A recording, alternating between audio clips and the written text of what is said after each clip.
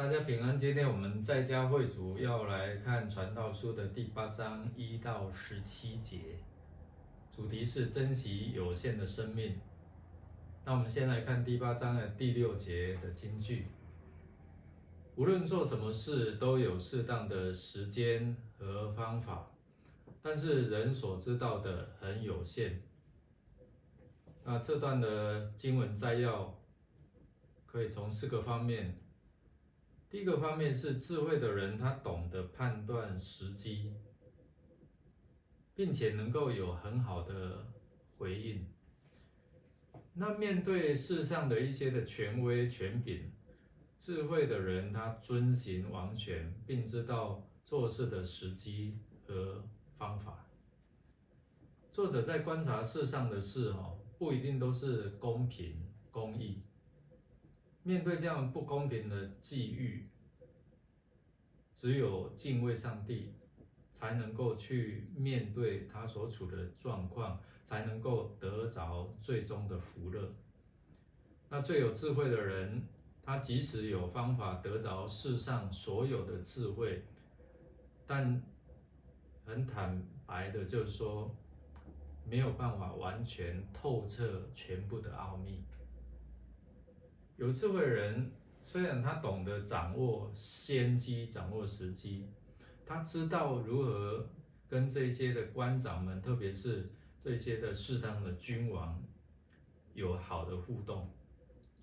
那在这权威的治理之下，他如何因应，如何行事？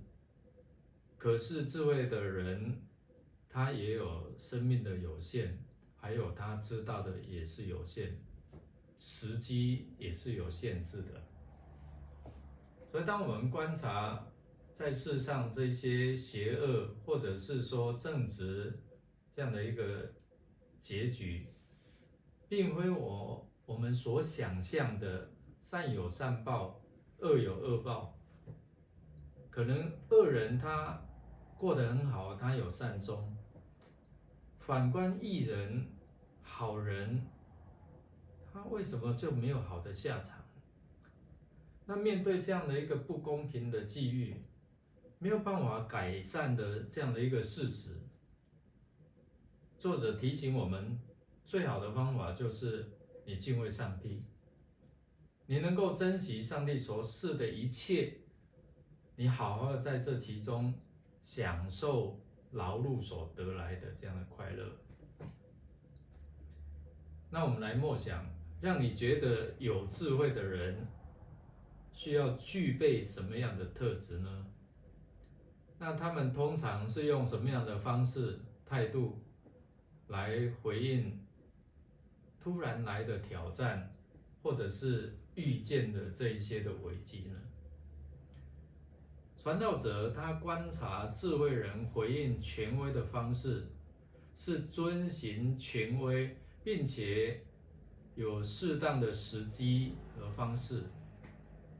那这样对我们平常可能面对威权，我们有没有什么启示或教导？那你认不认同这样的一个方式？我们一起来祷告。主啊，当我们面对这世事难料，而且可能是不公平的际遇的时候，有时候我们很难去面对，很难接受。唯有求你帮助我们，赐给我们智慧，才能够知道如何因应我们所面对这些的困境。垂听我们的祷告，靠耶稣基督得胜的名求，阿们。愿上帝赐我们有美好的一天。